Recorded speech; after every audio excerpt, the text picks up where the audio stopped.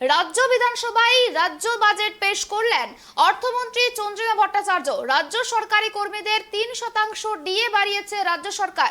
রাস্তাশ্রী প্রকল্পের ঘোষণা, বিধায়ক তহবিলে 10 লক্ষ বরাদ্দ বাজেটে ঘোষণা করলেন অর্থমন্ত্রী। 24 বর্ষের বার্ষিক বাজেট পেশ করছি। মাননীয় মুখ্যমন্ত্রী মমতা ব্যানার্জির দূরদর্শী নেতৃত্ব দানের মাধ্যমে আমাদের সরকার ধারাবাহিকভাবে মানুষের জন্য অনুভূতিশীল, দায়িত্বপূর্ণ এবং একটি পূর্ণাঙ্গ প্রশাসনিক ব্যবস্থা গড়ে তুলেছে। দুয়ারে সরকার প্রকল্পের মাধ্যমে আমরা কোটি কোটি মানুষের কাছে পৌঁছতে পেরেছি। তথ্য প্রযুক্তি ভিত্তিক প্রশাসনিক কর্মসূচির মাধ্যমে যা বিশ্ব জুড়ে প্রশংসিত হচ্ছে। এখনো পর্যন্ত 5টি পর্যায়ে দুয়ারে সরকারের 3.71 লক্ষ শিবির অনুষ্ঠিত হয়েছে, যেখানে 9.06 কোটি মানুষ এই শিবিরগুলিতে অংশগ্রহণ করে উপকৃত হয়েছেন। এই প্রকল্পের সাফল্যের জন্য আমরা মাননীয় রাষ্ট্রপতির কাছ থেকে প্ল্যাটিনাম অ্যাওয়ার্ড পুরস্কার অর্জন করেছি। বিগত 2 বছর কোভিড-19 অর্থাৎ কোভিড-19 অতিমারি এবং বিভিন্ন প্রাকৃতিক বিপর্যয় সত্ত্বেও আমরা উন্নয়নের পথে এগিয়ে চলেছি। যেখানে 2022-23-এর প্রথম অর্ধে ভারতের আর্থিক বৃদ্ধি 6.95% হবে বলে আশা করা হচ্ছে, সেখানে ওই একই সময় সেই মাত্রাকে অতিক্রম করে বাংলায় আর্থিক বৃদ্ধি 8.41% হবে বলে আমরা আশা করছি।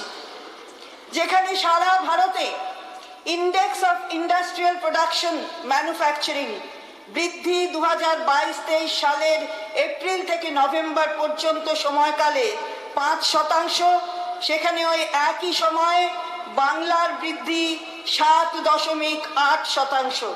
মাননীয় মুখ্যমন্ত্রীর দূরদর্শিতায় উন্নয়নের সর্বস্তরে, বিশেষ করে সামাজিক পরিষেবার ক্ষেত্রে, পরিকাঠামো গঠনে, কৃষি ও কৃষি সম্পর্কিত বিভিন্ন ক্ষেত্রে সময়োচিত বলিষ্ঠ প্রশাসনিক পদক্ষেপের মাধ্যমে ব্যয় বৃদ্ধি করার ফলে এবং একই সঙ্গে চাহিদা বৃদ্ধির লক্ষ্যে সাধারণ মানুষের হাতে ডিজিটাল মাধ্যমে অর্থের যোগানের ব্যবস্থা করায় এই ধারাবাহিক ইতিবাচক বৃদ্ধি সম্ভব হয়েছে।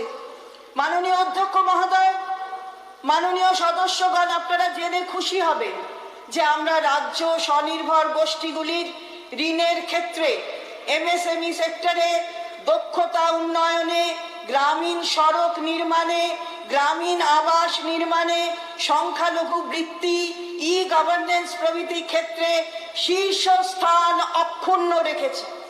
যেখানে আমাদের রাজ্য এগিয়ে চলার ক্ষেত্রে আশাবাদী, সেখানে কেন্দ্রীয় সরকারের অদূরদর্শিতা এবং ভ্রান্ত নীতির জন্য আমাদের দেশ কঠিন সমস্যার সম্মুখীন হচ্ছে। অস্বাভাবিক মুদ্রাস্ফীতি এবং ডিজেল, পেট্রোল, কেরোসিন, খাদ্য সামগ্রী ও অন্যান্য প্রয়োজনীয় বস্তুর আকাশ ছোঁয়া মূল্য বৃদ্ধির জন্য দেশের মানুষের নাভিশ্বাস উঠছে। কেন্দ্রীয় সরকারের ভুল আর্থিক নীতি, নোটবন্দি এবং অপ্রস্তুত অবস্থায় জিএসটি চালুর ফলে শুধুমাত্র সাধারণ মানুষ কষ্ট পাচ্ছেন তাই নয়, দেশের যুক্তরাষ্ট্রীয় কাঠামোতেও আঘাত এসেছে। মাননীয় অধ্যক্ষ মহোদয়, আমাদের প্রশাসন এখন তথ্য প্রযুক্তি ভিত্তিক কারিগরিতে পরিচালিত হয়। বিভিন্ন ক্ষেত্রে প্রশাসনিক নিপুণতা ছাড়াও আমরা রাজস্ব সংক্রান্ত বিষয়েও বিভিন্ন সুদৃঢ় প্রশাসনিক ব্যবস্থা চালু করেছি। বিগত কয়েক বছর ধরে রাজ্যের নিজস্ব রাজস্ব আদায়ে ধারাবাহিক বৃদ্ধি হয়েছে। এই মহতী সভা অবগত আছেন যে আমাদের রাজস্ব মূলত জিএসটি, বিক্রয় কর, স্ট্যাম্প ডিউটি, আবগারি, ভূমি রাজস্ব, পরিবহন থেকে আসে। জিএসটি রিটার্ন 100% জমা করা সুনিশ্চিত করার লক্ষ্যে রাজ্য বিশেষ নীতি গ্রহণ করার ফলে এই আর্থিক বছরে রিটার্ন জমা 70 থেকে 95% উন্নীত হয়েছে, যেটি জাতীয় গড়ের থেকে অনেকটাই বেশি। ডাটা বিশ্লেষণের ক্ষেত্রে আমরা অত্যন্ত আধুনিক প্রযুক্তি ব্যবস্থা চালু করায় রাজস্ব ফাঁকির জায়গাগুলি বন্ধ করা সম্ভব হয়েছে। এই কর্মসূচি নেওয়ার ফলে আমাদের রাজ্যে জিএসটি রাজস্বের বৃদ্ধি গত আর্থিক বছরে 23% হয়েছে। এই বছর 2023-এর জানুয়ারি মাস পর্যন্ত জিএসটির ক্রমবর্ধমান বৃদ্ধির হার 24.46% পৌঁছেছে, যা সর্বভারতীয় গড়ের চাইতে অনেকটাই বেশি।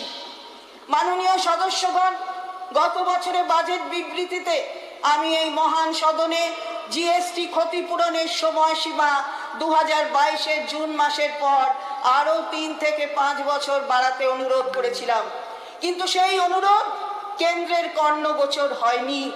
মাননীয় সদস্যগণ, আপনারা জানেন যে কোভিড অতিমারির প্রভাবে জমি বাড়ি ক্রয় বিক্রয়ের ক্ষেত্রে বিশেষভাবে ক্ষতিগ্রস্ত হয়। এই অবস্থা থেকে ঘুরে দাঁড়ানোর জন্য মাননীয় মুখ্যমন্ত্রীর পরামর্শে আমরা স্ট্যাম্প ডিউটির ক্ষেত্রে 2% এবং সার্কেল রেট 10% কমিয়েছি। তার ফলে 2021 সালের জুলাই থেকে 2022-এর ডিসেম্বর পর্যন্ত 34,44,070 জন ছোট ফ্ল্যাট মালিক তাদের ফ্ল্যাট রেজিস্ট্রেশন করেছেন, যা এক সর্বভারতীয় রেকর্ড। একই সঙ্গে এই খাতে সরকারের আয়ও আশানুরূপ বৃদ্ধি পেয়েছে এবং রাজ্যের রিয়েল এস্টেট ও আবাসন শিল্পে জোয়ার এসেছে। মাননীয় অধ্যক্ষ মহোদয়, আমাদের মাননীয় মুখ্যমন্ত্রী সর্বদাই সাধারণ মানুষের সার্বিক উন্নয়নের জন্য যত্নশীল।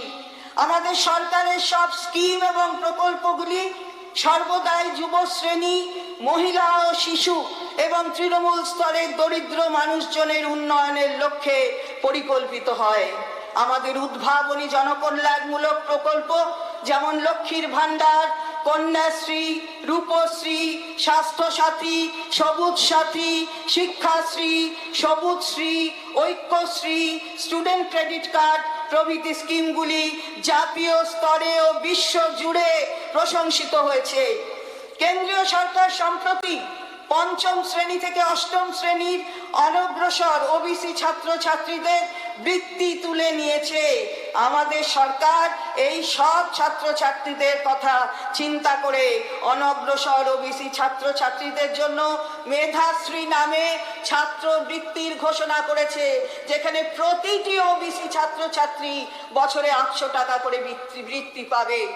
2010-11 অর্থবর্ষ থেকেই নারীদের আর্থিক ক্ষমতায়নের উপর বিশেষ গুরুত্ব দেওয়া হয়েছে, যেখানে 2010-11 বর্ষে ঋণ সংযুক্ত স্বনির্ভর গোষ্ঠীগুলির মোট সংখ্যা ছিল 93,425টি, সেখানে এখন পর্যন্ত ঋণ সংযুক্ত স্বনির্ভর গোষ্ঠীর সংখ্যা 6.77 লক্ষ।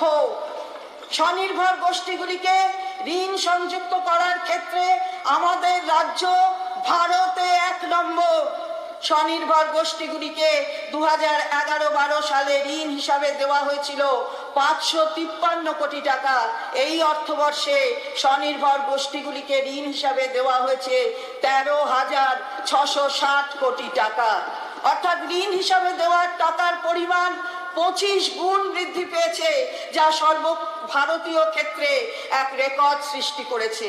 মাননীয় অধ্যক্ষ মহোদয়, আমাদের রাজ্যে কৃষি ক্ষেত্রে গুরুত্বপূর্ণ বৃদ্ধি হয়েছে এবং সেই সঙ্গে ফার্মিং ও সংশ্লিষ্ট ক্ষেত্রে অভাবনীয় উন্নয়ন দেখা গেছে, যা সারা দেশের মধ্যে নজিরবিহীন। 2022-23 বর্ষে মাঝারি ও ক্ষুদ্র সেচ ব্যবস্থার সংস্কার করা হয়েছে, যার ফলে 33,904 একর জমিকে সেচ সেবিত করা সম্ভব হয়েছে।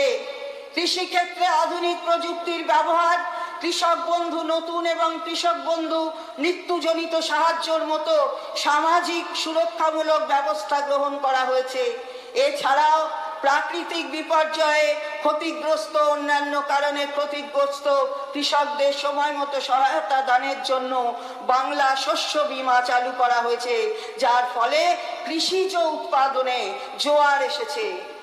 আমাদের রাজ্য ধান, পাট ও মেস্তা উৎপাদনের ক্ষেত্রে ভারতের মধ্যে প্রথম, আলু উৎপাদনে আমরা ভারতের মধ্যে দ্বিতীয়। বিগত 5 বছরে ভুট্টা চাষের জমি 2.45 লক্ষ হেক্টর থেকে বেড়ে 3.64 লক্ষ হেক্টরে পৌঁছেছে।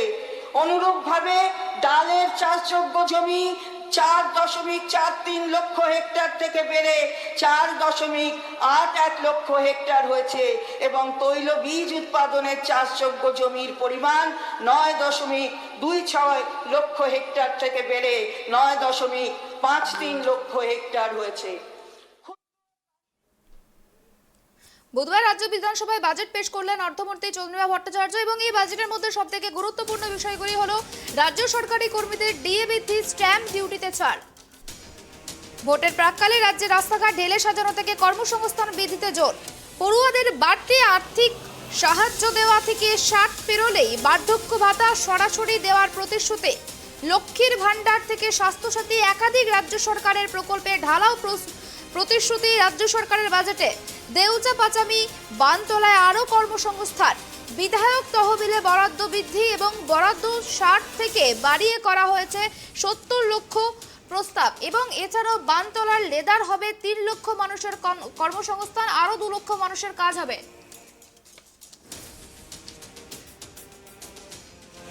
পড়ুয়াদের বাড়তি আর্থিক সাহায্য দেওয়া থেকে 60 পেরোলে বার্ধক্য ভাতা সরাসরি দেওয়ার প্রতিশ্রুতি, লক্ষ্মীর ভাণ্ডার থেকে স্বাস্থ্যসাথী, একাধিক রাজ্য সরকারের প্রকল্পে ঢালাও প্রতিশ্রুতি রাজ্য সরকারের, দেউচা পাচামি বানতলায় আরও কর্মসংস্থান,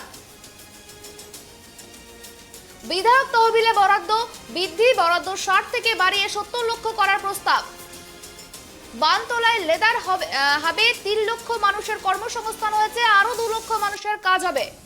রাজ্য সরকারি কর্মীদের ডিএ বৃদ্ধি থেকে স্ট্যাম্প ডিউটিতে ছাড়,